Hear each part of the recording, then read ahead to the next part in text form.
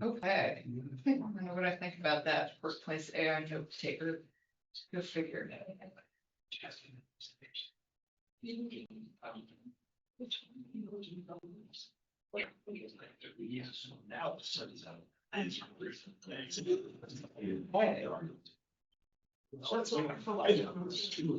a couple minutes just because this is a light crowd, but it also is, you know, relatively good weather. I thought you were supposed to be traveling, council member.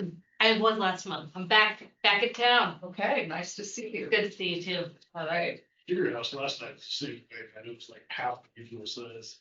Must be out doing some. I mean, it's pretty out. See this style? This is the garden style. You're like up in the garden until the second you have to leave to it. That's what everybody's doing. True. Good to see you. Alrighty, I'm gonna hit record on the Zoom meeting, just to get started.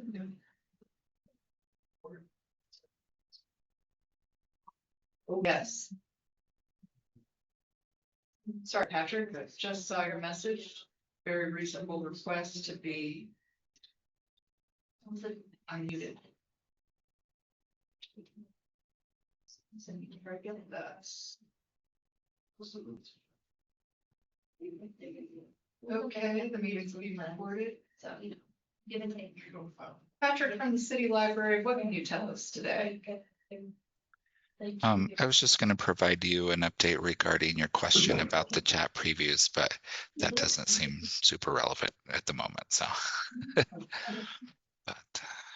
so don't want to hold up the meeting. All right, any advice about turning off the waiting room?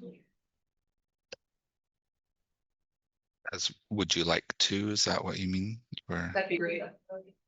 I think the mic is gonna pick up most stuff, so if you want to have a chat, it might be helpful to have it.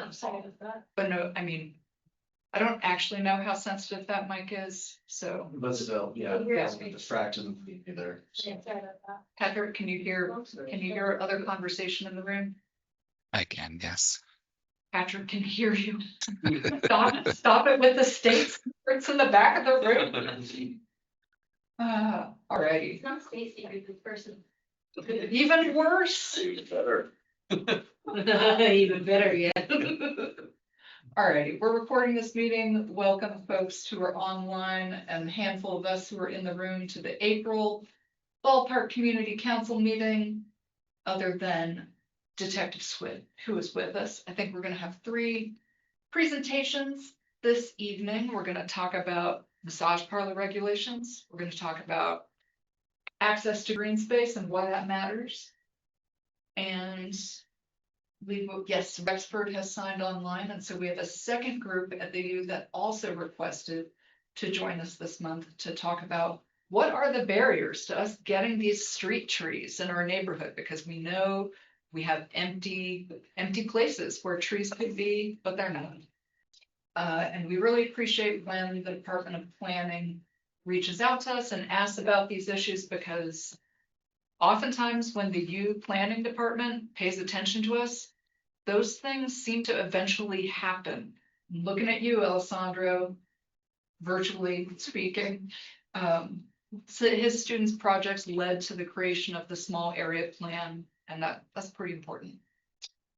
So, but before I get into that, let's see if I can share what we've been up to this month, advocating on your behalf.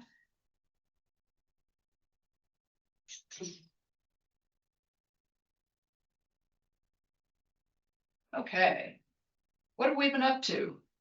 We've been advocating for you guys at the Planning Commission meeting.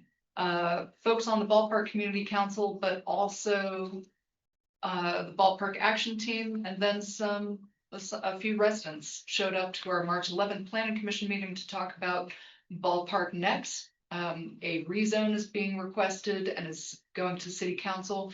This passed the Planning Commission by a vote of 5-2, but it was helpful to hear that some planning commissioners heard our concerns about the plan, about lack of green space, when it's been the #1 thing that our community has been requesting for years now. It was really helpful to hear at least one planning commissioner who served on the planning commission the longest acknowledge that that's something that we've been raising over and over.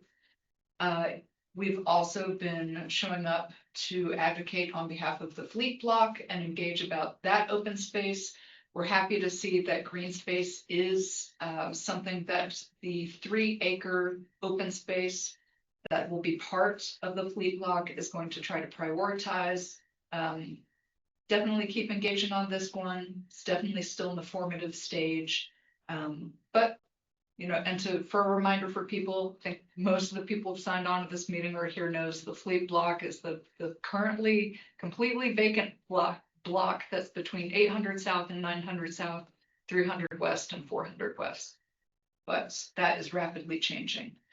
And we've also been working with the Ballpark Library Lab because right now there's no signage that points out that the Ballpark Library Lab exists. And we were reminded of this when we went to the the CIP board, saying that we were hoping to get some pedestrian placemaking, some additional crosswalks in that area.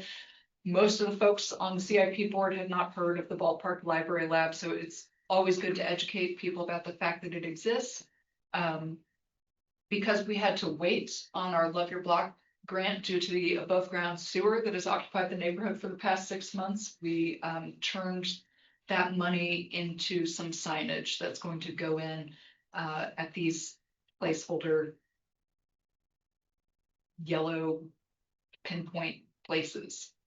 I don't know how to phrase that. Sounded good. Thanks, Peter.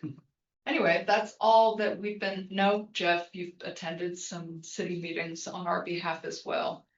Any news from the quarterly meeting with Mayor Aaron Mendenhall? Not particularly. I talked about to her and her representative there about the problem with the signage on the sewer, where they didn't have the West Temple closed on 17 South and people going the wrong way. And I did get some progress on that. Now people can go the wrong way on a different segment of West Temple. The sewer has moved. The sewer persists. Long live the sewer. All right, let's see. Would folks who are here to talk about massage regulations raise your virtual paw, or is anybody to do that in the Yeah, we're not virtually. You're not virtual, you're here. I'm delighted. Thank you for joining us tonight. I'm sorry I didn't. No, you're totally fine. We've only Snuck met each in. other online. So, shall I project some slides for you? Would you? Yeah, would that do be you want great? to move to somewhere else where the camera sees me? That'd be great. Okay. No pressure. We're here to learn from your expertise. You know.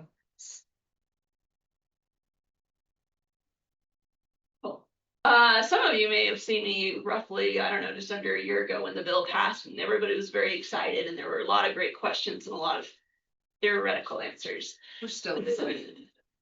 Now we have some actual answers, which will be great.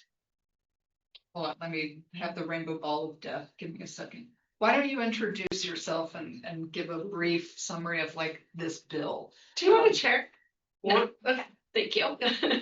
So my name is Lisa Martin. I'm the Bureau Manager in the Division of Professional Licensing over the massage licenses. We've also got Lindsay Agard in the room with us. She is our massage regulatory liaison.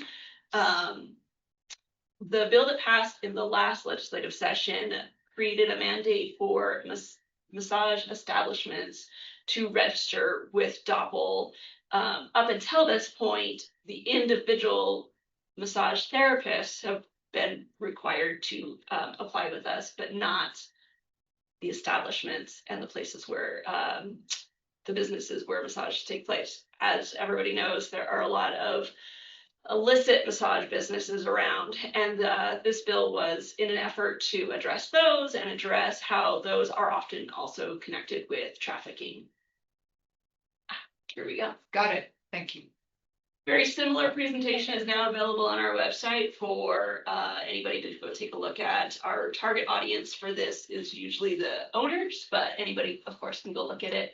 On slide 2, we've got the registration is going to be required for most establishments. There are a few exemptions, which we'll go over on the next slide. The registration is, we're at the finish line of letting it go live. So right now it's not quite there, but by the middle of this month, we expect the application to go live. So any fixed location where massage services are offered is going to be required to register with us. On the next slide, we see a couple of exemptions. Locations like schools where they practice massage on each other as students, hospitals, chiropractic office, things like that, they're exempt from registering as a massage establishment specifically. There are also mobile massage therapists that will travel to the client. They're not going to be registered as establishments, they're individuals, and there are some reasons that sole practitioners will be exempt from registration as well. So nothing that doesn't fall into these exempt categories is exempt because of like being grandfathered in or. There's no grandfather. There's no Because it's grandfather. brand new. Okay, If Not- they don't fall into an exemption, they are registering with us, or they are violating the law. nice. Yes. Like, what do they have to provide to get something like a chiropractic type license? Like, is there some kind of verification, or can these guys just like, I'm a chiropractor now, yay, and like, you know, go. So if they're a chiropractor, they're licensed with us as a chiropractor. Oh, okay. Yeah. I tell you, outside my wheelhouse, I was. Absolutely. And on the next slide, we do have what the registration, the business owner is going to be providing to us with their application. So they will have to have their business license with the city or county, depending on how it's set up in each location. Salt Lake is a business license with the city. They will have to be registered with the Utah Department of Corporations to register their business name. They will be providing us an organizational chart, which lists out all of their owners, the percentage of the business that is owned by each owner. Each of those owners is getting a fingerprint background check by us before their location is registered with us. They will be giving us a copy of their right to own on the premise, whether that's the lease that they're renting from a landlord or because they own the space outright. They're going to provide us with that. If they're renting the space, they're giving us the landlord information and contacts. Part of the reason that we did that was there are requirements of landlords that if their leaser is in violation of some laws, they might want to just kick them out and break the lease because it's not lawfully available for them to do that. So we'll have the contact to say, hey, did you know this illegal activity is happening on your property? And then they'll be giving us a floor plan. Floor plan really helps us to know if there's a violation of they're no living on the premises. Gives us a real look is if they've got actual privacy rooms for their clientele to change in an area that is not with everybody. Questions? All right, carrying on.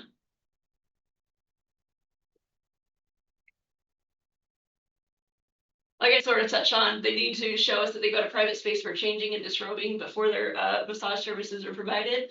There are some signs that is required by statute that each location needs to display. One of them is this division clients rights and safety form that is available on our website for all business owners to go and grab and post up, so they don't need to make their own. That form has contacts like how to file a complaint with us, that if they are concerned about any trafficking, that's got a QR code to some resources there, and advice that if they've got other concerns to also contact local PD. We weren't really able to specify that for each city because we needed to make it statewide available. But that sign is required by every registered massage establishment. Couple of prohibitions from them. Most recording on massage establishment sites is prohibited. There is one exemption that if they are creating content for educational purposes and everybody involved is aware of that, that is okay. And then no ATMs on the premise. I can think of one on the premise of a massage parlor in our neighborhood. So So the red flag for us immediately. yes, there are several red flags at that location. Part of their application does specifically ask if they have an ATM in the lobby, so we'll be able to watch for that before we even issue them a registration with us. One of our goals is to stop as many from getting the registration because of the red flags they show us at the application. This seems like for a neighborhood like ours that has a concentration of these, this seems like a whole lot of work. For the owners, I was actually thinking for you. for us, it is.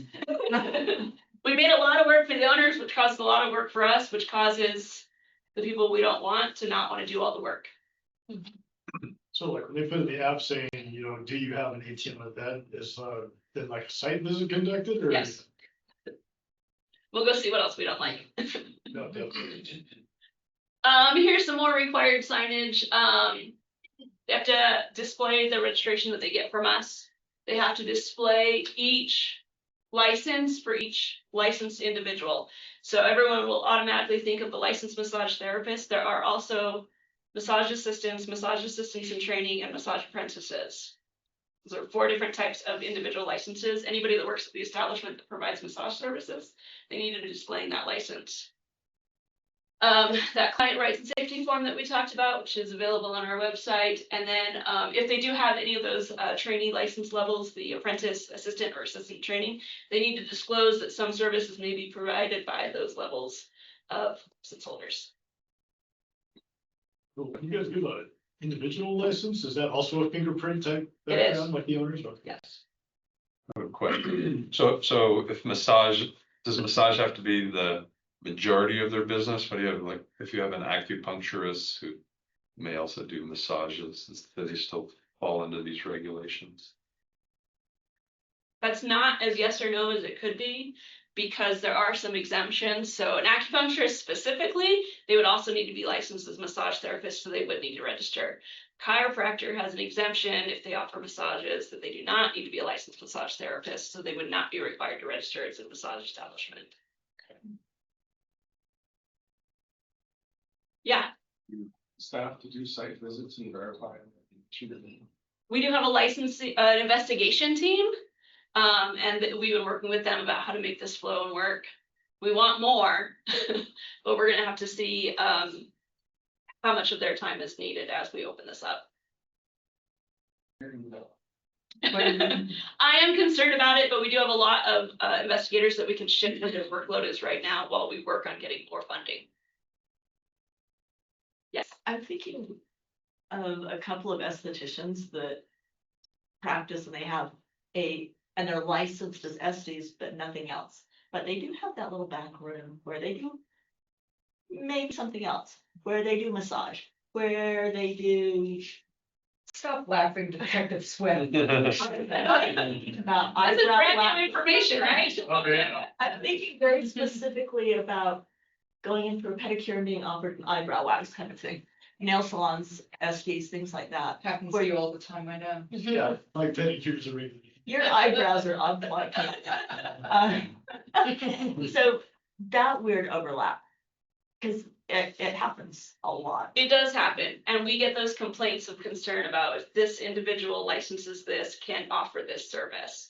And it is kind of case by case, depending on how they're advertising, what they're offering, what they're offering it as. So those are the things we want to hear about to make sure the lines are not blurred. Do they shut the door when you enter? One would hope. Well, I have a question.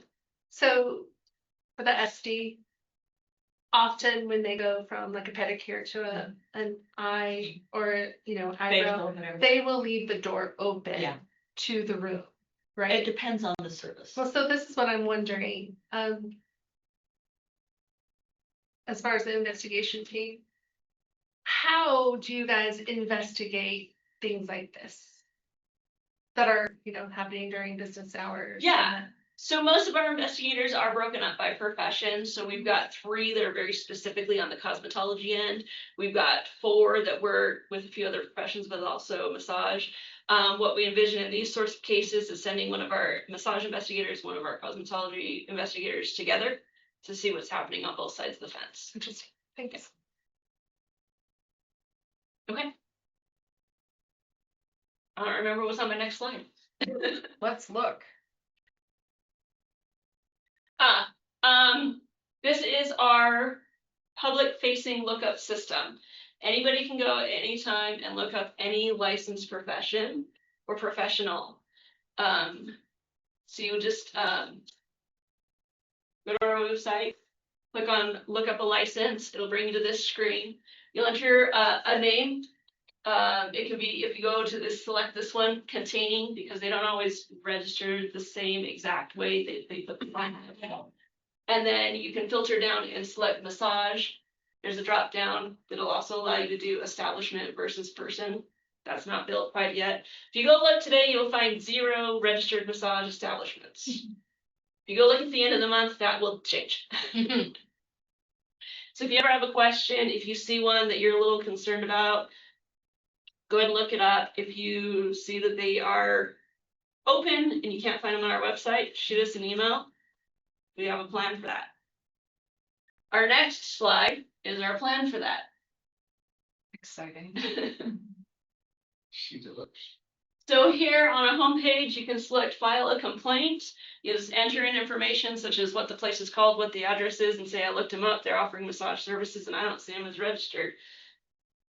Our plan on our go live launch is that anyone that we find that is not registered, not applying with us, we're gonna send them a letter that we're calling a couple of different things, a letter of concern, a letter of warning, an educational letter that says, hey, this is the new law, you have 30 days, apply with us or we're coming back. Okay, I was Yes. wondering about how the timing worked. Yeah. So we are gonna open the application in the next couple of weeks. Like I said, it's gonna be kind of a soft launch. I think one of the questions that you emailed to us specifically was this timeline. By the beginning, the first 10 days of May, we're gonna blast email every licensed massage individual with a notice saying this is the new law. If you own a business, make sure you register. If you work for a business, make sure your owner is registering it. And then in the fall, around October, we're gonna go hard deadlines. If you're not registered with us, we're moving on from our educational letter to formal disciplinary action. Citations, warnings. It depends on what that individual establishment is looking like. Yes. Can you walk us through what that disciplinary action looks like and, you know, the escalating steps involved in that? Yeah, so it is varied case by case, complaint by complaint. So the softest one, we kind of went over already. They just didn't know. They honestly didn't know. So we give them 30 days to go ahead and register. It's a letter of concern. It's not public. Nothing really negative happens.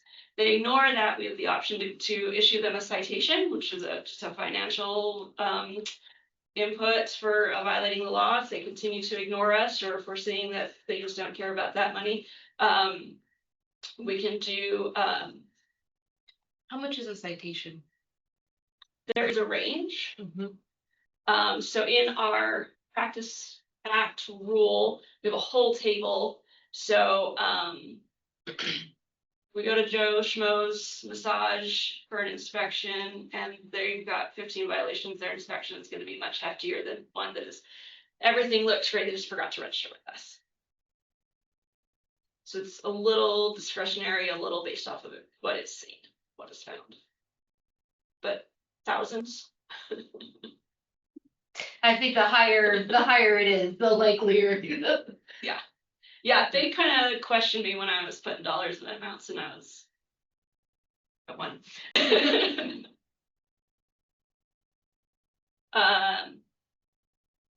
That's all I had, but what other questions are there? Yes. Sorry, one Keep more. it going. No. Okay, so citation, they get some fines, hopefully hefty fines. What happens after that? So if they are not a registered entity, we're kind of limited on what we can do. So we can just keep going citation after citation.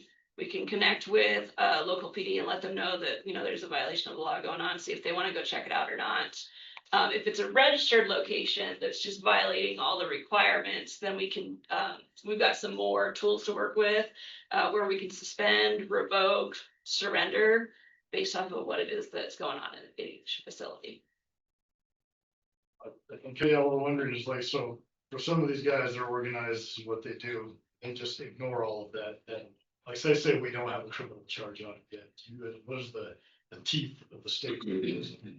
Make them stop. We're hoping that they just don't want to bother with us. We don't have like a firm what we're gonna do next. So there's no like criminal provision in that act. Like where it can escalate to that, like, hey, you haven't complied for this much, now it's you know, whether it's, you know, the Yeah. pattern of unlawful behavior, whatever the, you know, so those are some of the codes we use. There are 2 things in that practice act that are criminal, but I can't remember what they're connected to. Oh. So I'll have to look. Yeah. Yeah, that's the big thing is like, It these are the types that are gonna be like, cool citation, bro, and just keep going. Yeah. Or just keep Chunk change, Yeah. thank you, Yeah. goodbye, yes, Yeah. yes. Well put. So civilly, if we don't have quite enough teeth yet criminally, civilly, at what point does it escalate to mandatory eviction? I mean, as soon as the requirement is in place, I mean, you can tell them they're closed, but when do you tell them you're vacating the building? we can't make them vacate the building, but we can tell them certainly that they're not lawfully providing massage services and they're continuing the violation. They're And we can reach out, like I said, that's Yeah. one of the reasons that we're getting landlord information so that we can inform them. So these are landlord fines accrue as well. Landlord fines do not accrue, Oh, but we do communicate with the landlords when things are going on. If we see that, you know, landlord A is on several that are not lawful, we can deny an application based off that landlord. So the repercussions for not complying are just that you don't get the That you don't get the registration. registration. Yes. Yes, you had a hand a moment ago. So I'm just thinking, you can not voluntarily sue a civil suit for providing a service that's not properly registered because it's held in a court-issued injunction, and to fill that be criminal contempt, to be considered criminal contempt for. That's not something that we've ever historically done. I don't know if we have the authority to. That's why I'm bringing it up for consideration. Yeah, It's a complicated process, but it's for those, I'm just not gonna do it. There has to be some teeth there is. right. we strongly suspect that your testing is gonna be in our neighborhood, so. Oh, Forgive our absolutely. I don't know question. if you guys are aware of an organization called the Network, but they are a national organization whose entire purpose is to stop trafficking within the massage industry. And we get quarterly heat map reports from them. And sorry to say, you guys Your number, wait, Drive down those blocks and take it. I know, We've That's always the been one you don't wanna proud be. of Ballpark. I know, I'm sorry, It's always a party down here. yeah, it is. I know from the police side, I would definitely like to hear like what those criminal provisions are, see if that's anything. that Yeah. could be Okay, passed I'll give you on my to word us or before I something. leave. Yeah, just, if that's, it's gonna come to that. It will. And equally, like, are there things that we can be keeping track of that we can go back to Representative Norm Thurston and say like, hey, Let's thank add you, this. thank you again for this legislation. I have thanked him in person very Yes. sincerely. But yes, like, time for massage amendments, part 2. Mhm. Okay, Yes, because I'm sure many of us in this room would be happy to go up to the legislature and give absolutely. a comment about why additional provisions are necessary. Yeah, about the time that we hit our hard deadline, I'm actually going to a national massage conference. And we'll be chatting with the other states that have establishment laws and registrations or licenses to see what teeth they have. That sounds, National Massage Conference sounds fun. Yes. Take some. Clarification, this is a professional license, and don't they have to also have a city business license? Yes, they have to have their Okay. city business license before they can register with us. They have to have that first. Yes. Okay, but if they violate this one, can you pull the city's business license? We cannot, but we have developed a report that we can send to each city or county, which lists any denied, revoked, or suspended business massage businesses. So they can then take their action. I would not count on that from the city at this point. We've gotten zero traction on that in the last 20 years. Like, you have no idea. In this city, that business license is given by God or something, and it does not get pulled. Like, we had a literal taco stand across from the shelter back in the day dealing crack at it. We bought crack from them. They went through the process and got probation, and the city handed them the business license. We have the corner mart on 11th East and 16th South. Oh, God, yes. There's been 2 warrants served by narcs there in the last 6 months. That the owner's up to 7 felony charges. And it's still going. I spent 2 hours there last night and had to run off 20 cars full of juveniles there. No, this is east side, our neighborhood. I'm here, yes. Like it's Yes. just, it doesn't matter, you know, there's often the conversation that, oh, like, it's harder to do on the east side or the west side, but So like, yeah, any This is pressure you not guys can get to the city on those business licenses, they have not listened to PD at all. But- Detective Swift, would you like us to invite business licensing to another meeting? Anything you Yes. think will work, yeah. Yes, on your yes. end, because I would like Yes. to know what is the holdup on that? We have been trying this. Again, literally for a couple of decades and it just never happens. Sounds We're not- like Yes. fun. In the Let's do meeting. And that. I would think from the city Yes, side, it should be bars. pretty straightforward, like, Oh, yeah. hey, we're documenting criminal activity here, you don't have a license anymore. Would it go through finance and licensing or would it go through code enforcement? Code enforcement can do whatever they want to. I don't know. The holdups I that just- I just business- never with see business business licensing. licenses getting, I never see. I've never seen it with an illegal caterer or a legal bar service either, so. Yeah, usually the route we've had to go with like the clubs and stuff like that has been the state side. Yeah, like, City- what can you get SBI involved? SBI will take care of you if you're a bar, no problem. That Maybe they point will. has been made many times before, like if only alcohol was a thing And well, involved in yeah, this. that's why it'll be, we'll find out what the criminal provisions are and see if we have some recourse with the new act, because that would need.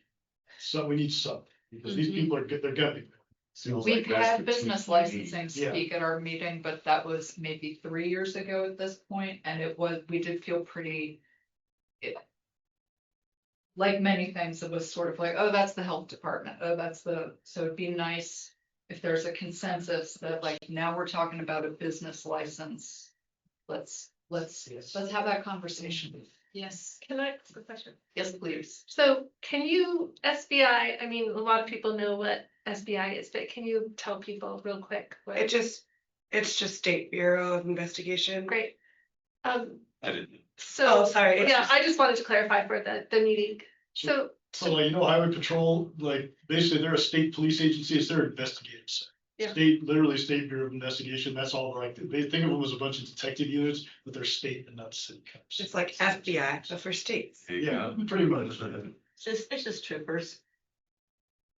They roll with mobile enforcement vans and things like that, and they're hilarious. Detective Swift looks like Brandy has a question online about, does this have to be law enforcement to do a sting, or can individual citizens do their own stings, and will they hold up legally? I would not encourage any citizens. Yeah, that's not, there's like a lot of ways that could go wrong. One of the other things you could push with the city, we have not actually had a dedicated vice unit in a number of years. What we have is called special investigations, and they get pushed, they get tasked with kind of both drugs and vice, and they get pushed in the direction wherever they're getting pressure. So there'll be times where they're getting pushed on drugs, and then all of a sudden the vice thing comes up, they're like, why aren't you guys doing vice? Okay, and they drop drugs and they go do vice, and then someone else comes in with, why is drugs not getting? They don't, it's not a big enough squad to do both. They would either have to stay as special investigations, but with a bigger staff, or they would need 2 separate teams. So that's something you can bring up with police, like Chief Red and the city council people can help, put that pressure on, like, hey, we've got 100 massage parlors in these neighborhoods. We need a vice unit actively addressing Somebody besides Teague. this. Yeah, right. Yeah, exactly. Chuck can't. He's also a nerd guy. Chuck can't use pipes. Mm-hmm. The problem is that like these, they don't provide, or they don't pose to like enough of a public nuisance like a drunk driver does, for instance, Yeah. right? Like, They don't get the attention that The violence. attention, yeah, I was gonna say, I disagree with how that was said, but yeah, the attention from it. Yeah, Sure. violence is high profile. Violence hits the news. You don't get a lot of news articles about guys getting offered something in the massage parlor. It's just not the nature of it. That's why even though we do enforcement at the side, that's what we need is some way to link the business license or criminal charge on the owner. Because we can there's a lot of those vice charges at the low end tend to be misdemeanors, and they don't apply to the owner. And what we really need is a mechanism to Get it. take an owner to jail. Honestly, that's what it's done. Mhm. That's why it'll be interesting to see if there's some mechanism for that in the new state. Or a hefty enough fine That's to go to it. the owner, right? Yep. These guys. The ones that are in it, Yeah. it's a drop in the bucket. Well, they Oh just my. changed the name on their accounts and then you gotta know where to go to seize that money. Again, you gotta remember, these aren't like you and me filing their taxes legitimately every year and leaving a paper trail. Like, they just ghost out. Like, the fines often are, you can levy it, but get this a whole nother thing.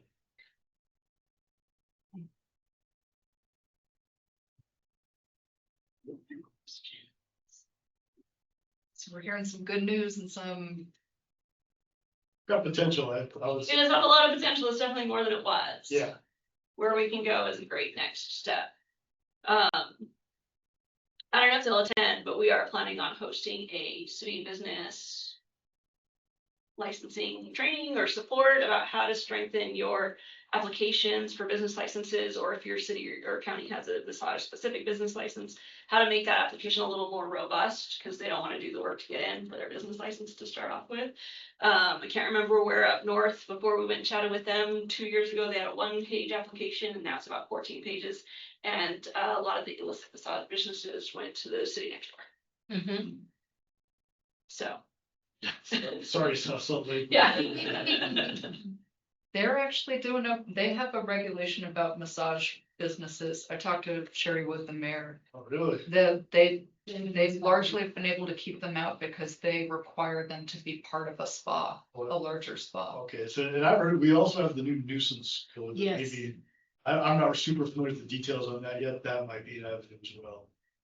This one, the new nuisance code that recently passed, and you probably know that one better than I do. I think the hard thing with the nuisance code is that we don't know how to use it yet.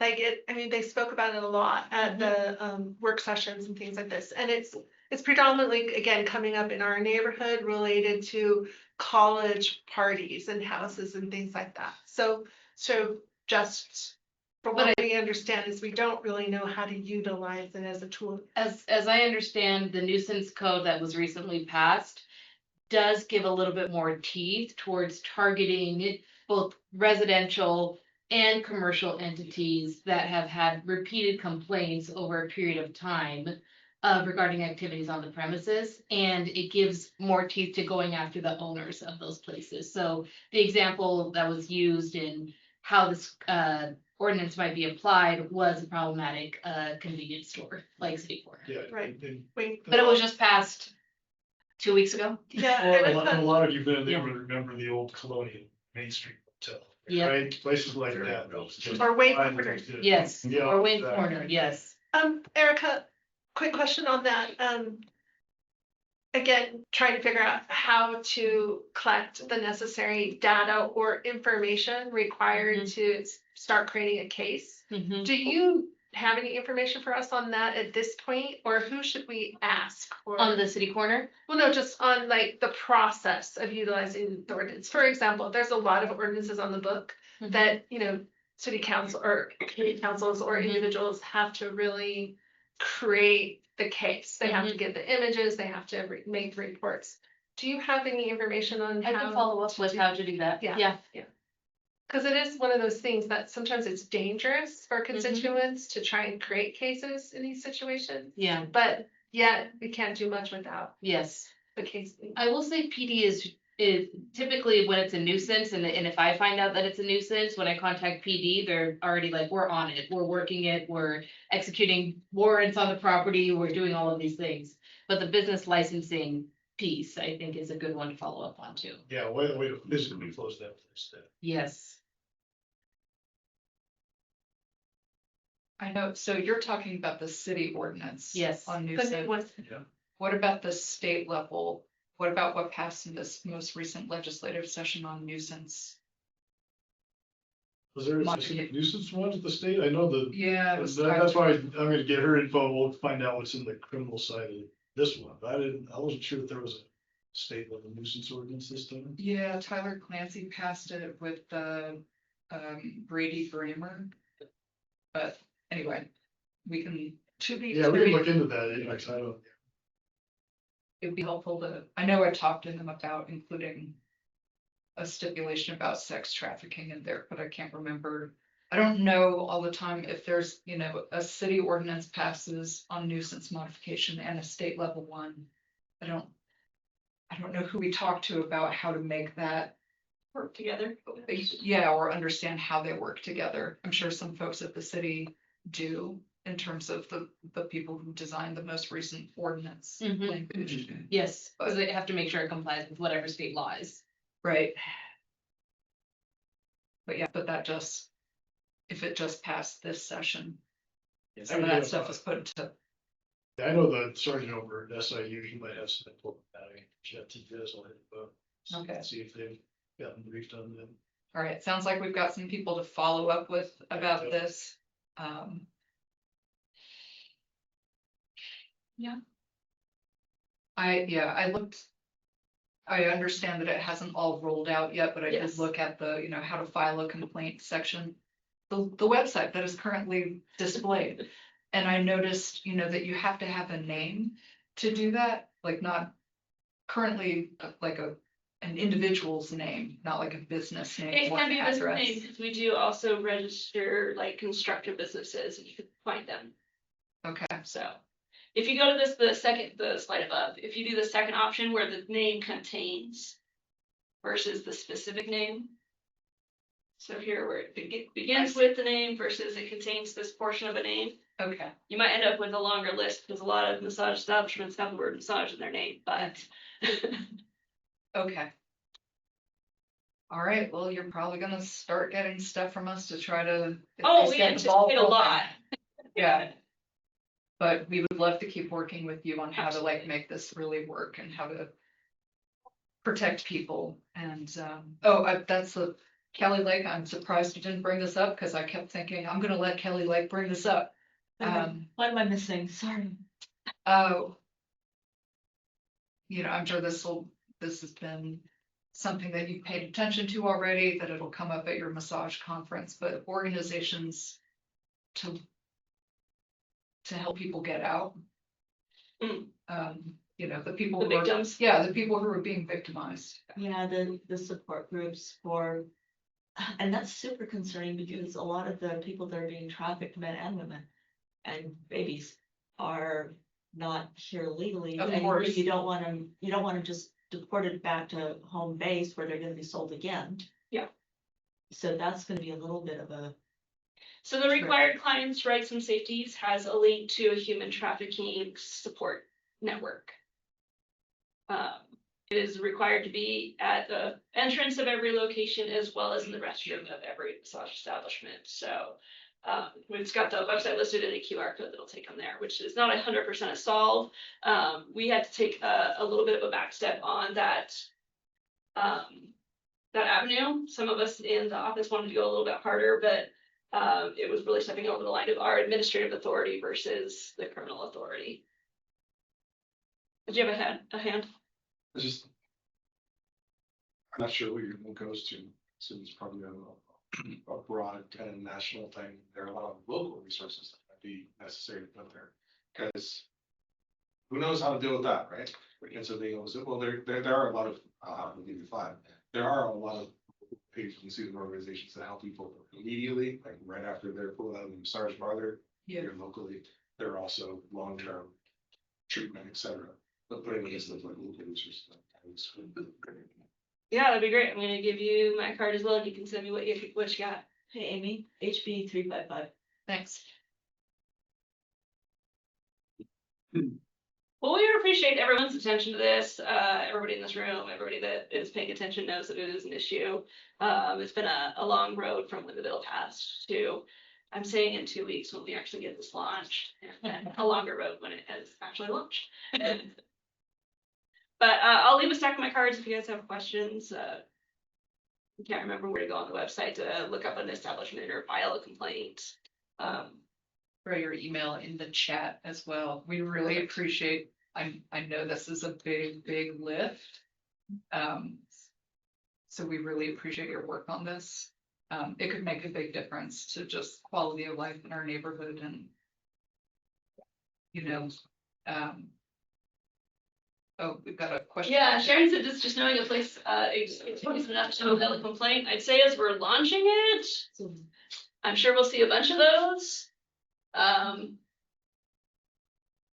Maybe if you are filing a complaint just because you know it exists and you throw something in there like, and it has an ATM in the lobby, and all of its windows are blocked out, or the door is locked and you have to have a code to get in.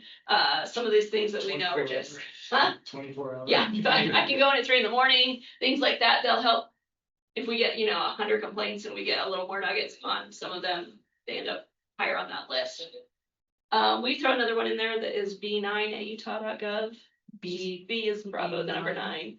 And that's gonna be my whole team. So having a few more of us respond might be quicker than me directly, but either one is okay. This is great information. Yeah, it's really good. Yeah, happy to be here. I think this will make a difference. I mean, I sure hope so, because I put a lot of hours into it already.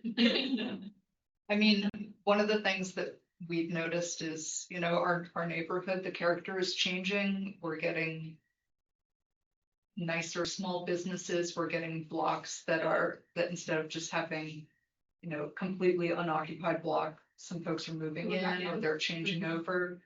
But we haven't noticed fewer massage businesses. We've noticed more of them. And that's concerned everybody in the room, like, because it's not just that location, right? If a massage business moves into that block, like a daycare is not going to want to move into that block after that, for example.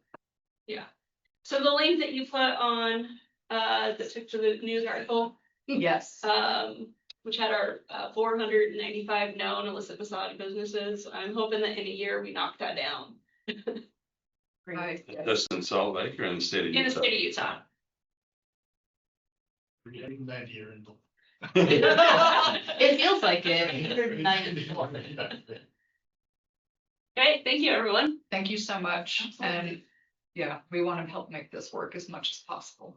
Fantastic. So yeah, Thank thank you you. for your work. Yeah, why not? Why not? Tree and green people, appreciate that you're here. Since we've talked about public safety so much, do you mind if I let Detective Swift talk about things that are not massage related to public safety? Whatever you guys need, I'm here for the duration, so whatever, if they need to go or whatever works. Okay. Tree and green people definitely makes them sound like they're from Mars, Yeah. like in the 50s. We're already thinking about public safety, Detective Swift. Let's hear it. What do you got for us? We might be seeing an influx on the transient thing due to some of the big cleanups. I think it's mostly probably gonna hit a little farther east than you guys. So there's a recent cleanup around Parley's. They're still ongoing. Let's see. Very big. So they did initially, the estimate I heard was that they're about halfway done getting the trash out of there, and that initial half was about 12 tons. That's how many people have done. Yeah, like a mini landfill up there. So we might be seeing that influx getting pushed out because of that cleanup, and there's also been some dug-in encampments along the river getting pushed out. They're getting innovative. I'll give them that. They collapsed one the other day that they had dug a full underground lair and then covered it, with like a framing and dirt. You had a wood burning stove in there. It's very elaborate. So we're getting a few things like that. So they're getting pushed along the river and on the east side. I would say maybe the river guys are more likely to get pushed. And so yeah, keep an eye out. Definitely call in issues you guys see, because again, the department's very data driven. So those calls they use a lot is to use, generate their heat maps, deploy resources. I know the other thing that's come up recently, there were some concerns Missy brought up. I guess she'd been getting some questions about possibly a new first step house around, I want to say 10th South and maybe 2nd or 3rd West. So if you guys haven't heard about that, it's a proposed, it looks like, so they have a few similar facilities around the city. The one that looks most similar to me is there's one on Denver Street. It's about the same number of beds, 75 beds. And they have a lot of, it's for people with mental illness and people who have been homeless or at risk of being homeless. So I did run some stats like on Denver Street, and it's, I would say, more police calls than your average place, but most of it does seem to be in-house, dealing with mental issues, things like that. It was actually seemed like a much less of a call load than some of our bigger problems. high rises and stuff. And so I think you might see more police presence if that goes through due to that thing, but from what I could tell, it didn't seem to be radiating out in the neighborhood very much. It seemed mostly be, because they do have a lot of on-site help, first step for those facilities. Yeah, the mental health help and all kinds of caseworkers, a lot of that's in-house in the building, and so I think a lot of it hopefully would stay within that building when we were there. Yeah, Denver Street, that's the one downtown. it's around 400 or 500 south, something like that, yeah. So you might be comparing apples to oranges, because that's mostly substance abuse, like that's their intake, they have people stay there for like 30 days and then they move on. No, they have several, they have a couple of those, they have one of those in Rose Park on Grant Street too, but there's one, let me pull up the address on it. 455. There's one on Denver Yes. specifically that's 70 or 75 beds. There's downtown location. Yeah, there's one on 50, still He's near not talking fourth about or fifth. Smith. Yeah, You're and not that's, talking That's yeah, owned by Smith. yeah, that's different, that's not permanent housing. Let's see, this one, yeah, 439 South Denver, so that would be, I think, a little over from that one. But I know the Is it the one 50s, on that little side street where they have that huge, like, high-rise apartment? I think so, yeah. And so they're looking to build something like that? Yeah, it would be about 70, it would be that one's, I think, 75 units, I think this one would be 70, it would be very similar to Denver, it's long-term housing, a lot of on-site support. It's not, I know, but yeah, the one on 50 There's is like two staff. a halfway house. At any given time, there's not a lot, I don't think there's a lot of sense where there's like two staff workers there. But I will say that it does seem quiet, I've been there. many Yeah, times. and they do have the halfway house on Grant Street when I used to work Rose Park, and you'd see them walking around, but I didn't field a lot of calls. Over the years, I've had tremendous success with people who have gone through First Step. Yeah, it's, It's been a consistently solid program. The houses very seldom get dirty. yeah, there does seem to be decent oversight on them, like, I think the Stratford would probably be about what you're looking at, and I don't know what the call level there is, but that sounds like more what they're. hopefully this is much nicer than Stratford. But again, I mean, a lot of the Stratford stuff stayed inside within the building, but I think usually the So there's a lot of stuff, stuff inside the building. yeah, I mean, I haven't gone to First Step facilities nearly as much as I used to go to Stratford. What's the question? I'm sorry, what is the question that we're It sounds like, tossing around? it sounds like Detective Swift repeated that Missy is concerned that a First Step house is moving. I guess their concerns have been raised to Missy from other surrounding residents when that article hit, so I was just kind of giving brief, yes, we are aware of it, I've looked at some of the call volumes, this is kind of, because there's some, this is the type of facility it would be, it's not a homeless shelter, it's like a long-term supportive housing. I mean, for what it's worth, we hosted Sean McMillan, who heads up First Step House at our December meeting here, and so we've already got some questions about the basic model answered at that meeting. Yes, ma'am. What's the article that we're referring to? I believe there was a Building Salt Lake article about it. Yeah, That's what I was just. it came up, it came to me through Missy and my commander who said, hey, this proposal's in, like, we're wondering, like, what is this gonna entail? Like, is there gonna be a lot of effect on the neighborhood, call volume? There will short answer, there will likely be some.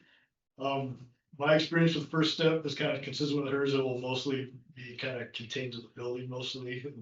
I don't think we'll radiate out much in the You neighborhood. say it's about 10th south and 4th west? Yeah, Second West. Second west, I think. So right next to the The tracks. concerns that I'm hearing from like Missy and that she's hearing too are, it's simply about the volume Concentration. and the volume and proximity of treatment centers in Ballpark. Yes, you guys do seem to get a lot of it. The land is cheaper. You guys tend to get a lot of those, then the west side gets all the subsidized housing, or most of it. No, we have all the halfway houses. Glendale, or the Glendale gets quite a few, so and if you go along So North does Central Temple. City. Yeah. Central City, I think, Yeah. has more than, per capita and definitely per number. For the area. Central City is, they're having. But I mean, if you drive out like It North works. Temple, every one of those big complexes is subsidized. It's Mhm. kind of, it's odd to me why all of them, there's so many over there, but. It's a major, because all of the land is cheaper. and it's a transportation zone. Yes. Yep, yeah. Yeah, there's incentives to build affordable housing around transit, so Mhm. that's where you're gonna find the affordable housing. Seems to be more along North Temple than the F line though. Yeah. It's a good point. Well, we got a lot cheaper there. Yeah. So yeah, that was just why that came up. It had been raised by Miss, and it sounds like, yeah, you guys have talked to them before. That's just kind of what I know at this point. And again, I don't know that that's even been approved or they've got funding yet. I think it's just a proposal. I don't think they need approval. Like, there's not any, it's compliant with the zoning in that. Do they already area. own the property? Oh. Yeah. Oh, okay, they do. Oh.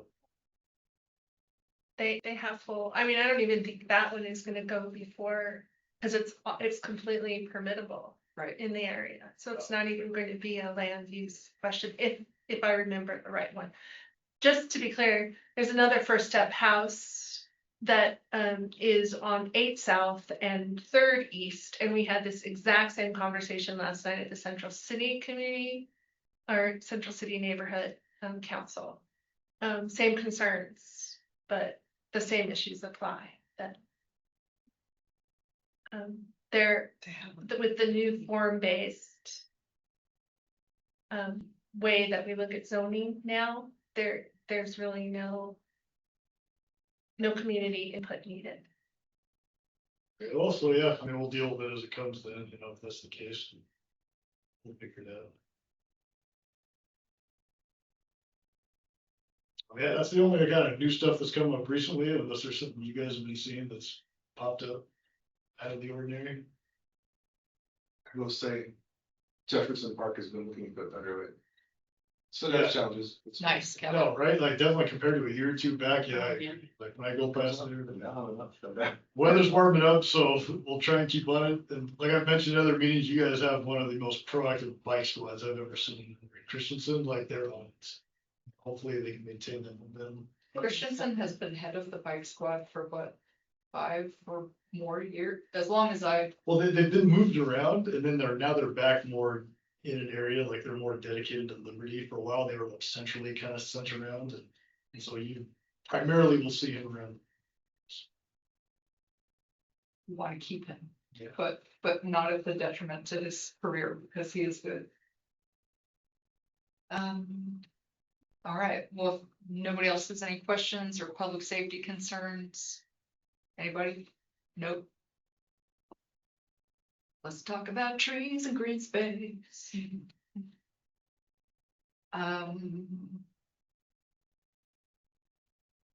Yeah, let's do it. Let's do it. Thank you, Detective Swift. As always.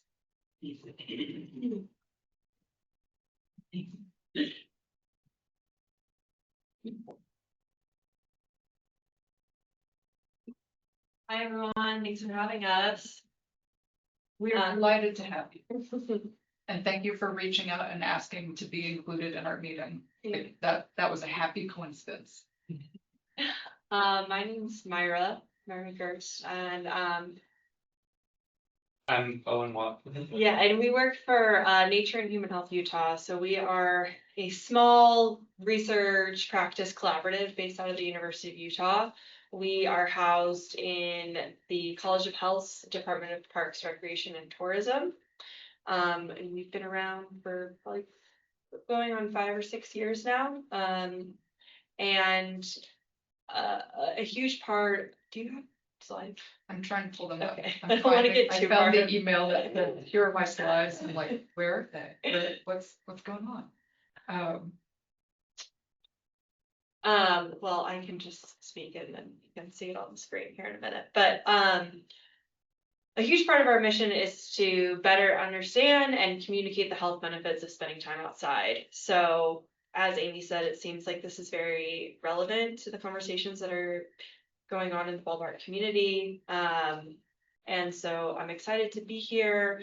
Another huge part of what we do is, we are at the University of Utah and we are embedded in the research, but a huge part of what we do is try to come into communities, work with nonprofits, grassroots organizations to understand what the gaps are when it comes to access to green space. Because, it's great to say that being outside is good for your health, but we know that that is not available to everyone. And so we started this initiative to come to community council meetings a couple of years ago, and they've been really insightful because every community is different, right? You see that what the Sugar House community is dealing with when it comes to green space is very different from what the Glendale neighborhood is experiencing. And your challenges here in the Ballpark community neighborhood are going to be unique to the context of the ballpark. So that's part of our reason for being here, is to learn from you. And I've already learned some through my correspondence with Amy.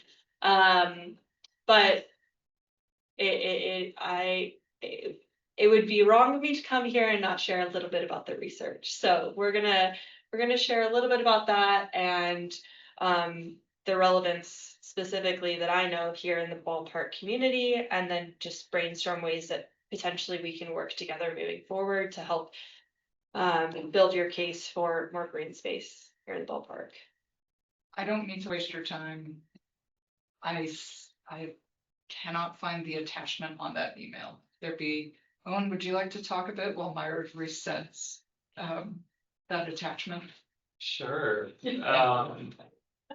I mean, yeah, most of what we're gonna talk about is on the slides, but We'll get there. We'll just take a second. yes. But there are so many mental and physical benefits to getting outside, and just from the little bit of research I've done on the Ballpark neighborhood, it seems that compared to other neighborhoods in Salt Lake, this neighborhood is certainly lacking some green space and has had trouble just getting traction when it comes to advocating for that. So part of what we do is just making research more accessible to the public so that you guys can get a better understanding and better advocate for certain policies, advocate to policymakers fighting for your case. I don't know what else. Wait, I'll give you a question. Yeah, and sure. while you're waiting. Have you studied best practices in other communities that, you know, show how you can put more green space? Absolutely. Affordably into neighborhoods? Yeah, we go through a lot of case studies, and Myra and I both do plenty of research on that. We produce research briefs and infographics each month that make that, boil it down, make it easier to understand, just for everyday people as well. So Sent it. Press and refresh dutifully. Not to keep talking here, but I remember a study showing that you have trees where businesses are, the businesses do better. So it's oh yeah, absolutely. It makes plenty of sense. good for business. Yeah, absolutely.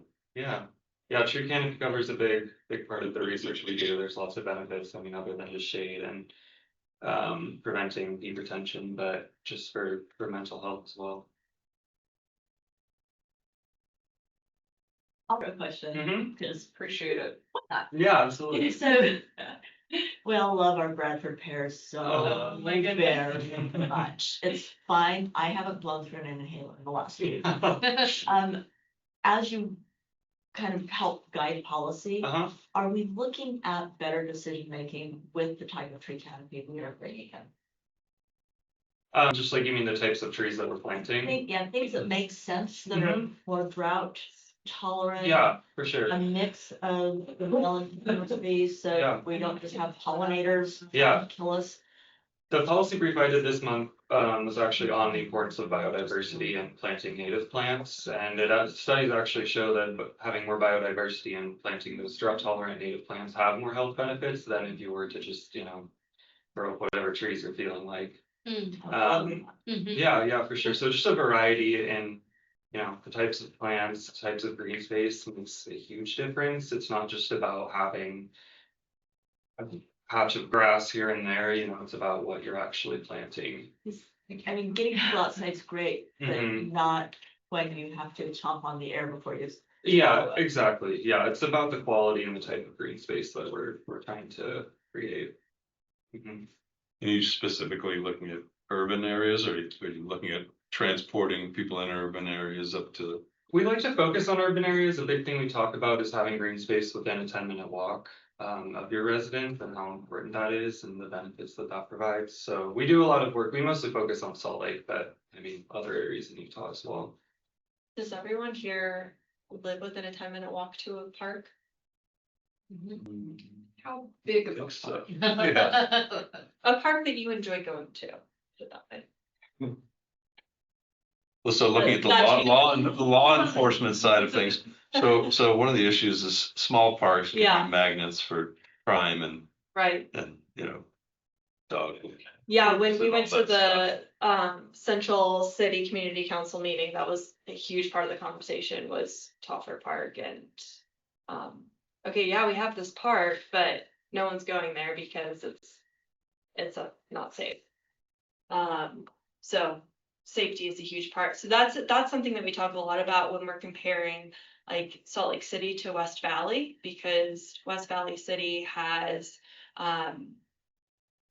well, they have a lot lower number of parks, and the parks that they do have are serving a higher proportion of people, and those parks that they do have are unsafe, not well lit. People don't utilize the space because they're low quality parks. So there was a study done the end of last year that was looking at park quality and social capital. And they found that, I mean, shocker, higher quality parks tends to have higher social capital in those communities. So when we're thinking about parks and green space, quality is incredibly important. Both the biodiversity, as that can help mitigate climate change, but then also the amenities that are available at the park and, the user experience in the park. So thinking about bathrooms and lighting and ADA accessible sidewalks, these are all things to consider when planning for new green space or improving green space. So can we actually skip to slide number 3? So this is just kind of like a quick snapshot of the health benefits of spending time outside.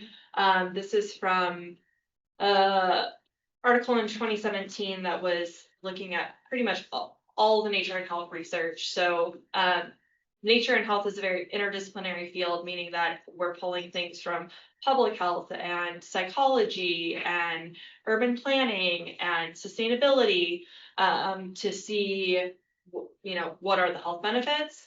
A benefit that I really love to share is there was some research done actually by one of our colleagues who found that just 10 minutes outside can improve mental health and lessen the severity of depressive symptoms. So I love that because that gives at least me some reassurance that if all I have is 10 minutes to be outside, that is doing something for my well-being. And you can go over to the next slide. Lately, it's something that Nature and Human Health Utah has been focusing on is children in green space. We started working with the Division of Outdoor Recreation's Every Kid Outdoor program, and their mission is to get kids outside. And so we produced a series of research briefs for them focused specifically on children in green space. And I also love this literature because I think when advocating for green space, if we bring the kids into the conversation, my hope and dream is that people will care more if we're thinking about future generations. I know that, and I think we all know that we are starting to talk a lot more about youth mental health, specifically here in Utah. And there is research to say that kids spending more time outside means that they're off their phones and using less screen time, and then getting the benefits from being outside. And so the distance to the space or the distance to the green space matters. So, we talk about the 10-minute walk, but having nearby nature that kids can see out their window or in their neighborhood, does matter in terms of proximity. Another thing that I wanted to be sure to touch on for you all, because you have these two spaces coming up, the ballpark and the Jefferson. you know, Oh, the fleet block. the fleet Okay. block. Yeah. We have, these two spaces that are have the potential to be both green space and community spaces. Another research brief that Owen did was focused on the benefits of nature-based community events. And so I urge you to think about, as these spaces are being designed, how to incorporate nature-based community events into that. So I want to talk about those Yes. findings. Going to the next. I sure don't. Thank you. So yes, so another brief we did for the Every Kid Outdoors activity was on community-driven nature events and how they can improve health. So it's parks and green spaces, it's a lot more about how they're utilized and not just how they look. So research shows community-driven nature events and activities in outdoor public spaces can strengthen social connections, support mental health and well-being, encourage physical activity, and then also just give people a better sense of belonging within their community. So that matters because green space is the most beneficial when people feel comfortable and welcome within that green space. We talked about safety, that also kind of ties into this. So some of the activities that we talked about in the brief could include walking groups, outdoor story times, family activity days, community gardening, or stewardship events that could be hosted in these green spaces. And so that way the green spaces can turn into essentially community gathering points, which is more likely for people to use them just in their everyday life as well. So just to summarize, the more that green space becomes part of regular community life, the more residents will experience those mental and physical benefits. Do you have thoughts about, public green space versus yards? Because they're, so big swaths of Salt Lake, as everybody in this room knows, are single family zoning, like kids have access to yards. But because those neighborhoods are increasingly more expensive, actually more kids are living in the denser neighborhoods that don't have yards. Right. How do you measure the effects of access to public green space versus private green spaces? Well, I think that's a big question. That's a big question, and I don't know if there's an article that I can cite that addresses that specifically. Answer. But I will say a few things. One, the backyard is accessible at all times, which is, a dream for a child. But, that comes with a level of constant supervision and perhaps not a lot of creative space to play. And then when you're thinking about public space, there's the opportunity, going back to the social capital element of interacting with more kids who don't look like you, who speak different languages than you, and have different backgrounds, and learning through play and those different experiences is a whole other thing.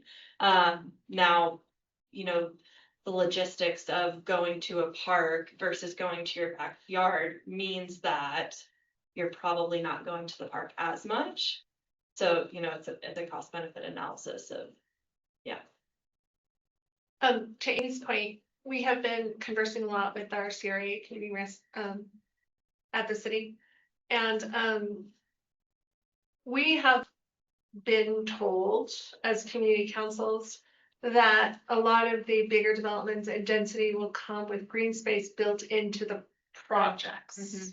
So they would be private to the complex, but public to everybody in the complex. Right. So we're not actually seeing that really happening yet, but I was wondering if you guys have any research on those, maybe how to encourage things to happen more? I mean, some green space is better than none.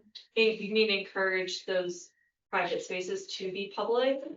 Well, to create green space, but then like encourage investors or opportunities for green space to be built into higher dense. Yeah, I've got like some ROI stuff on a couple slides. If that's what you're thinking about, like the return on investment in Yeah, terms of that's like exactly it. We healthcare. would love to see that. Yeah. Yeah, you go to the next slide. I just want to briefly touch on, I mean, these are things that you probably all know. Are you familiar with tree equity? Yeah, so And we're gonna talk about it more. yeah, so I won't go into that. Are you familiar with the Healthy Places Index?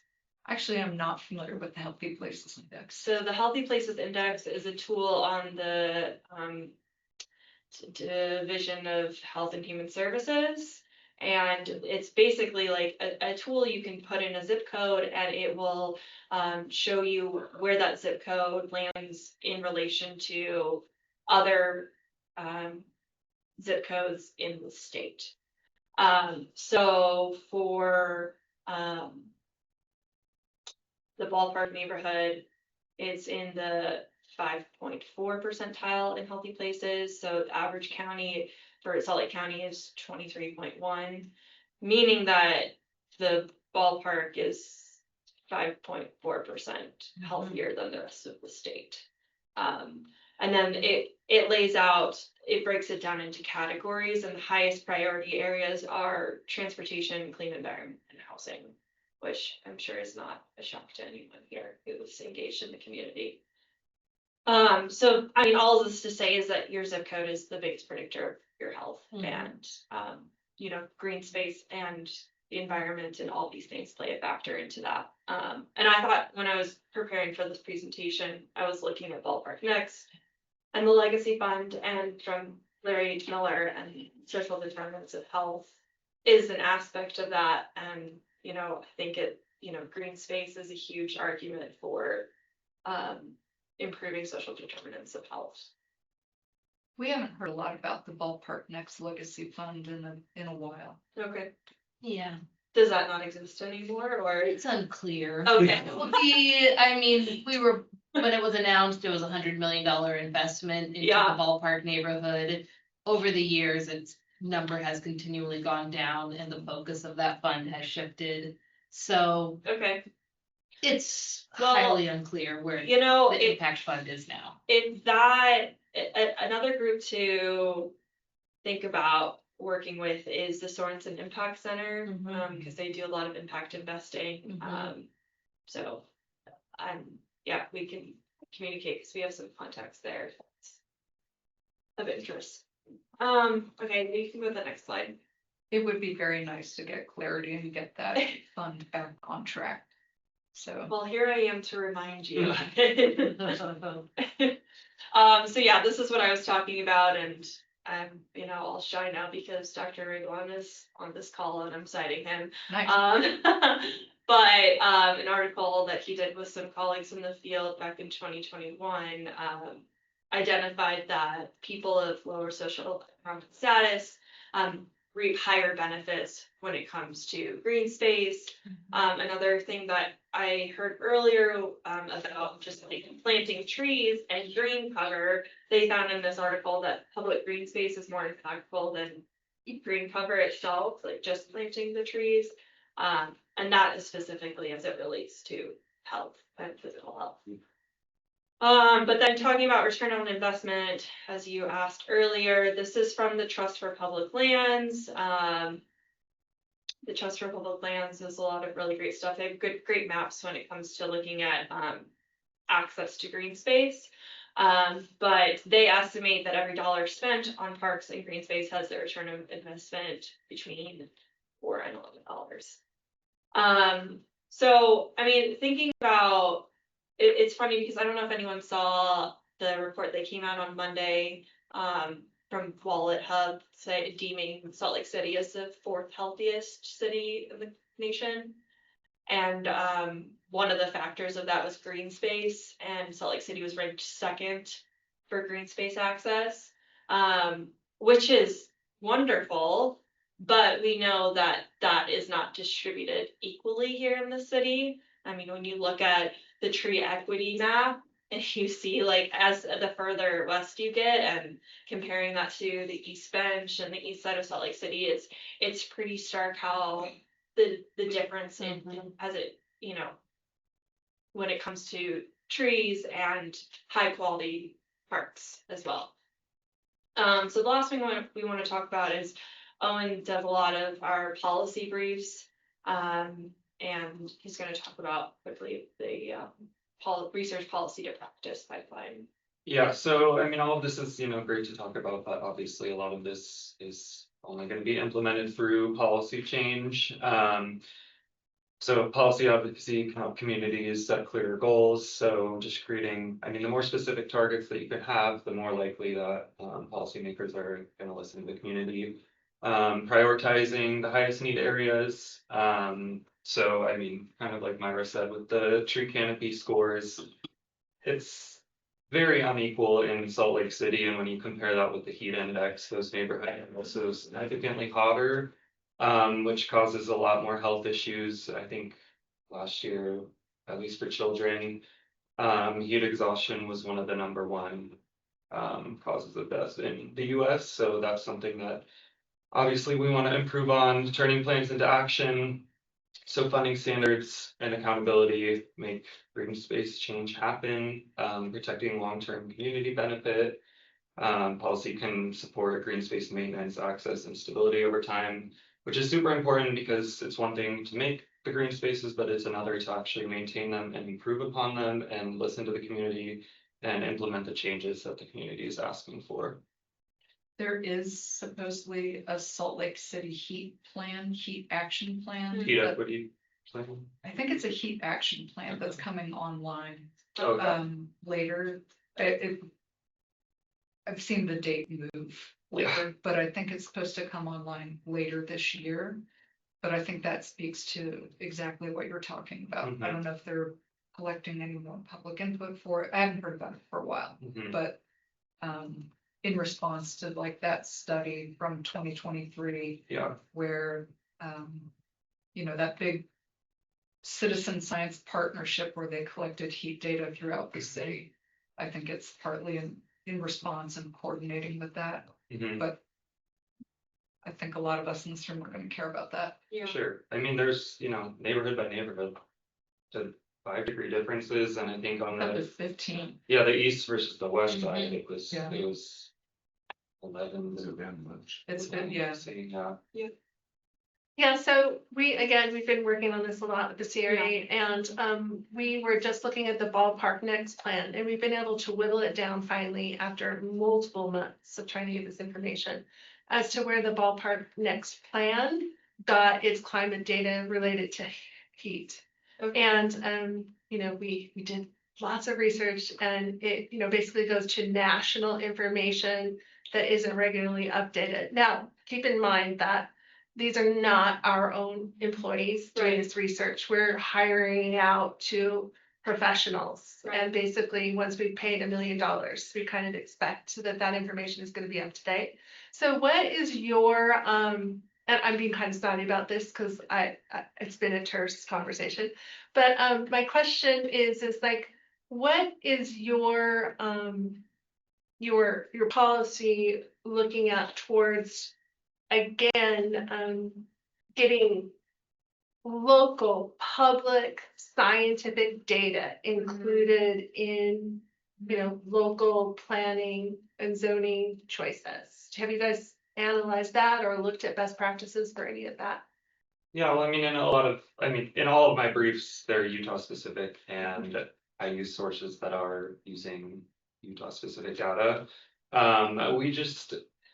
It's a little iffy with how much we can talk about specific policies and make recommendations just because we are. Yeah, we're with the University of Utah. No, yeah, I Yeah, understand that. so- I just meant if you're doing the science, you're making sense. Right. So basically, my question is Yeah. that like I or anybody else could really look to you guys as a holder of more local data than maybe like, I mean, these national Sure. sites, Yeah. they're all over the place. Yeah. So Yeah, you I mean, have- and if not us, it's our colleagues. Right, yeah. So, I mean, that's a huge part of what we do is try to be in the know with what research is happening locally. Excellent. Yeah, that's really helpful because it does get a little bit, you know, I mean, there's so many online data sources. Yeah. that Right. One can just look it up and Yeah. grasp one out of there and not necessarily have it fundamentally be relevant Right. to what's really happening on the ground here. Right. So, yeah, thank you. Yeah, I mean, we're lucky that there's a lot of researchers at the University of Utah who are studying this in real time, whether that be through graduate students or doing it, collecting the data themselves, so. We Excellent. have local resources on our website as well. We try and keep track of all that in one place. Thank you. Well, okay, so I think that like I said, through my conversations with Amy, I've learned a lot about the priorities here in the Ballpark neighborhood, but I'm curious if you all have other ideas when it comes to improving green space, creating new green space, or removing barriers to green space. It's all about the money. Yeah, put a cap on our property costs. Yeah. I'm sorry, I'm just gonna keep talking until somebody else has something important to say. But my question is, and again, this is probably for like, Erica's our new city council person, so she's had a huge learning curve. Thank you, Erica, for investing so much into the learning curve.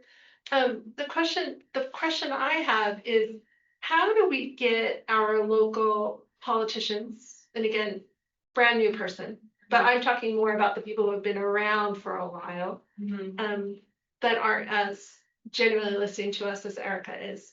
How do we get them to want to invest and pull from local data, our own University of Utah, over some of these people that we hire at great expense to do the what are those called? The consultants that are generally located in not even in Utah, they're coming from other places. Right. Is there any recommendation from the University of Utah that's not central to your studies, but more central to the policy folks that you work with, that we might be able to talk to them about this? Christina, I'll tell you that the biggest driver that I see ever with any municipalities and, even on a state level, are the chambers of commerce. The Salt Lake Utah Chamber is insanely powerful during the legislative session. South Valley Chamber is becoming even more so because all the money's headed out south. Millers and Seg are both headed out south again.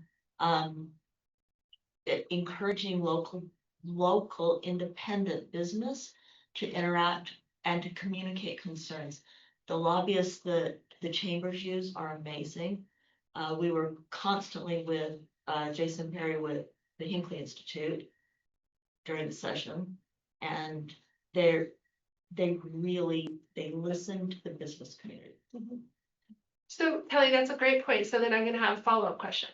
So there's just this kind of the way that we do business, right? And I'm old now. I've seen Salt Lake City do business in the same way for, decades, And right? we don't always So- love it. So no, I'm not criticizing. I'm just saying that part of the process, the way we do business traditionally, is that we hire a consultant. We spent money on professionals to come in.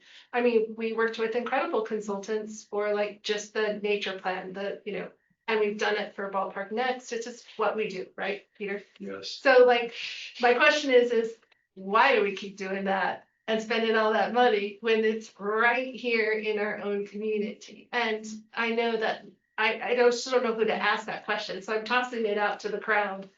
Who do we ask? As we prepare for budget season, I've been asking this question too about how much we spend on consultants to execute the work. And I think my other concern is that it's one thing to come up with the plan, it's another to fund it, and it's another to execute it. And then another to maintain the plan. And I think there's a there can be an impetus towards, well, let's do a really good plan. And then the rest will follow, but that doesn't necessarily always happen.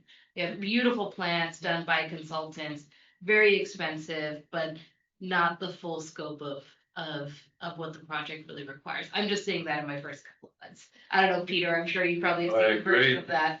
Not to insult consultants, but they say you pay a consultant $100, you give them their watch, they tell you what time it is, and they Yeah. get back to you, so.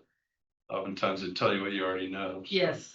I would like to see a focus on more local consultants as well, because they've got more Yes. skin in the game. That's what I'm Yeah. advocating So- for, yeah. So, yeah, get the business, especially the younger business community. I say this as an old person, get the younger business community to get involved with communicating with their politicians and demanding that we respect our institutions like the U. That's great advice, yeah. Something else I'd add is often the procurement processes to bid on one of these contracts are often convoluted and difficult. And if you're a smaller shop or maybe, aspiring researchers of some kind, it could be hard to navigate that process. So that might be another barrier. That's great. Yeah, I mean, there's the Hinckley Institute, there's the Kempsey Gardner Policy Institute. We've got people here who are doing the research, so I have no answer to the question of why are we not hiring them. That's a great answer though. That's a I wish fantastic I answer could. coming from you, Yeah, right? It's better than, often I don't know is a fantastic answer to a question. It's better than just dead air. So I appreciate that. Christina, to your point, that data is on, the heat mapping data is acknowledged and on the city's website. It's on the SLC Green blog .slc.gov. But so I find it even more problematic that there are official city websites that acknowledge That's my this is it. This is the most recent data that we have. So we'll be talking about this in depth at, Elko East Liberty Park. And again, we got a lot of folks from Erica's town hall, which was a fantastic way to, thanks for providing that opportunity, who are interested in joining East Liberty Park's citywide land use and transportation committee meeting, where we get very, down and dirty about these things. And we don't want to waste people's time here at these kind of meetings, but they're every second Thursday of the month. Erica comes, and that's also a really good thing because she's been really interested in talking about more specifics than we have seen historically from our city representatives. So you're all invited if you want to just talk shop a little bit more, and so are your friends. So and Amy will provide that information because often Amy is there. Indeed. well, I have these stickers and I'm very proud of that I want everyone in the city to have, so I will leave these, but Wait, what did they say? they say nature is good for your heart, nature is good for your brain. And they're all different. I care about my brain. Yeah. Yeah, you're gonna have, well, you could have two. You can most certainly have two, but I'll pass these around and I appreciate giving us the time. Your artwork's gorgeous on the. Thank you. Oh, yeah. All right. It's kind of weird that these two conversations happen separately, but yeah. We have a grad student from Alessandro's research group who was working on a study about access to trees. Eric, how you doing? Hi everyone.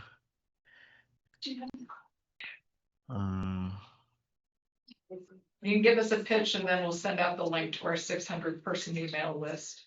Post it on our social media because we want to understand this problem. If you can't already tell, we're pretty committed to trying to figure out what the heck we can do to get better trees.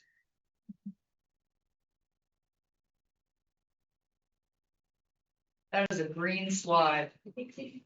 Thank you. are you part of this study in any way? No, okay. Let's hit it. Okay. So I'll try to be brief. So with this is a new study we are conducting myself. I'm a PhD candidate at the University of Utah, Department of City and Metropolitan Planning with Dr. Alessandro Regolon, who is also associate professor at the same department.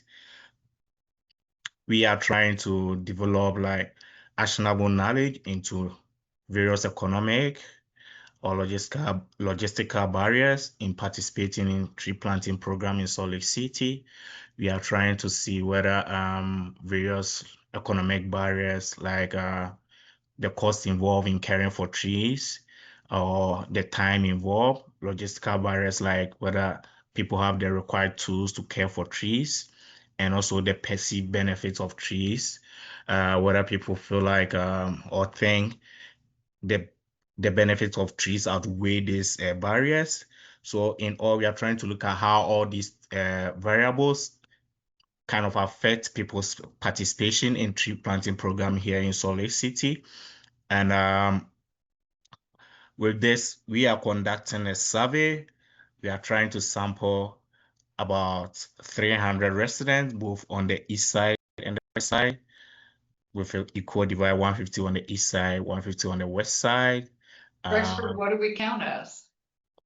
Because my physical address has a W in front of it, but I live on the east side of the interstate. Yes. Ballpark's not an east side neighborhood, but we're not a west side neighborhood either.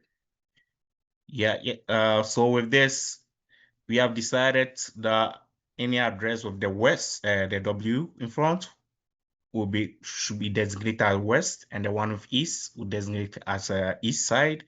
Oh, controversy. Yeah. But yeah, right now that's what we have decided right now. But probably going forward, we'll find a better way of dealing with that for now. But for now, that's what we have decided. So with this survey that we are conducting, we have this generated this QR code, and anyone here can scan the code and try and fill out the survey for us. We really appreciate it. And there's a section that asks for like a unique code, and you can input the 888 and continue to fill out the remaining sections of the survey and just submit. This is a new study, so we don't have any results yet. So when we are done with the survey and everything, we can come back and try and share what we found concerning what residents are saying about tree planting program in Salt Lake City. So thank you. That'll be all. If anybody has any question, can ask. We appreciate you doing this. We do understand that our tree canopy is not great in our neighborhood, and understanding if there's a way to improve it would be really helpful. Yeah. Even though the trees are free. Yes. Anybody can request from the Urban Forestry Department to come and plant tree for free in their park strip.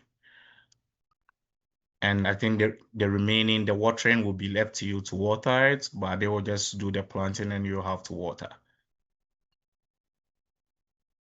And businesses request trees too. My understanding is yes. Yeah. But I'll send you a link. So you can see. Send me the link to. Yeah. Happy to. All right. I've got a park strip we could use some trees in.